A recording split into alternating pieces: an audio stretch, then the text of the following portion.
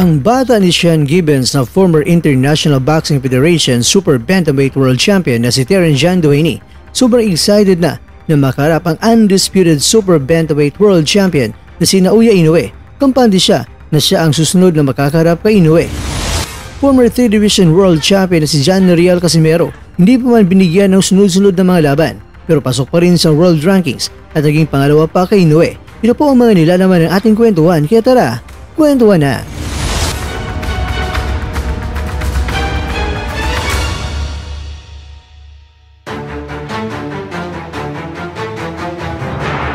Ang pambato ng bansang Ireland na si Duhaney, pagamat siya ay 37 taong gulang na, pero sa Super Bantamweight Division ay patuloy pa rin umalingaw-ngaw ang kanyang pangalan at siya pa rin ay nananatiling delikado na banta sa Super Bantamweight Division.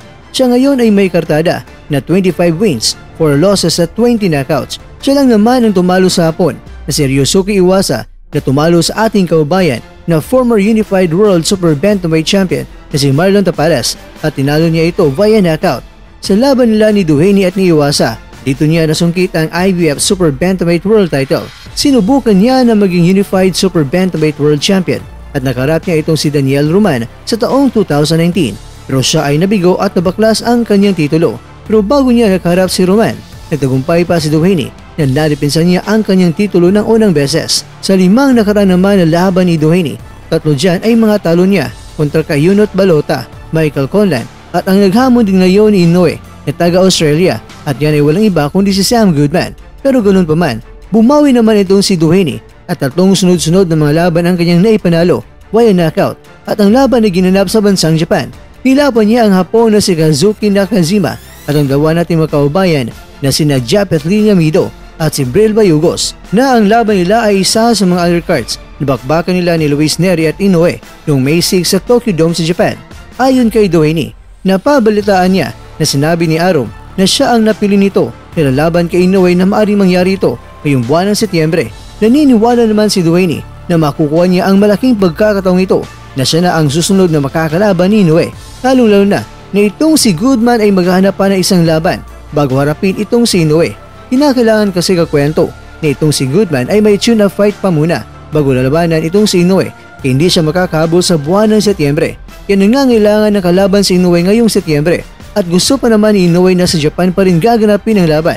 Kaya ayun, naghanap si Arum ng kalaban ni Inoue at ang napipisil niya ay ang 37 anyos na boksingero at yan ay walang iba kundi si Duhaney. At ayon pa kay Duhaney, sa panahong umakyat si Goodman at nagharap sila ni Inoue, ginawa lang yun para makilala itong si Goodman sa Japan. Kumbaga, ibinebenta na itong si Goodman kahit pa hindi pa kasunod si Goodman na makakalaban ni Inoue.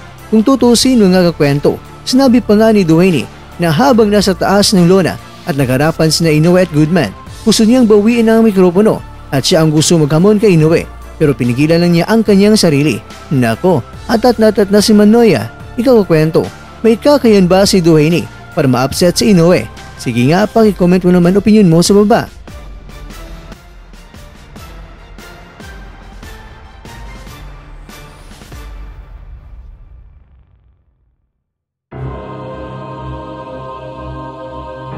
Mga kakwento, sa Super Bantamweight World Ranking sa ESPN, si Casimero ay nasa rank 6, sa pound per pound naman rank 18 sa BoxRec. Hindi lang yan, dahil pangalawa pa sa Super Bantamweight World Rankings ang ating kababayan. Sa WBC, itong si Casimero ay top 10, sa IBF ay top 7. Kung pag-uusapan din natin mga kwento ang WBO, nasa rank 4 itong si Casimero. Nako, hindi nga palaging may laban, pero ang World Rankings ay umarangkada si kabayan. Paano na kaya kung sunod-sunod na ang kanyang mga laban?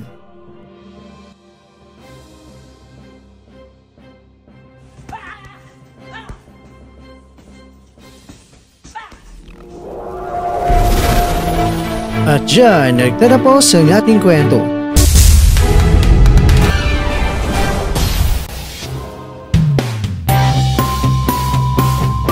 Maraming salamat mga kakwento sa inyong panunood. Pero baka naman mga kakwento ay nagustuhan niyo po ang kwento natin ngayon. Baka pwede niyo po akong mabigyan dyan ng like, subscribe at pakiclick na rin sa bell button. Pero bago tayo tatapos mga kakwento ay syempre, shoutout po muna tayo dyan sa ating mga kakwento. Kay kakwentong Ildefonso D. Guzman, maraming salamat kakwento. Kay kakwentong Rodante Vitog, ikakwentong Owen Mix, at ikakwentong nanonood ngayon. Shoutout sa iyo dyan. Bueno, hanggang dito lang po muna ang ating kwentuhan at abangan nyo lang po ang ating susunod na video. At dito lang po yan sa isang channel na kung saan maaring ito'y mga kwentong di pa na kwento sa inyo.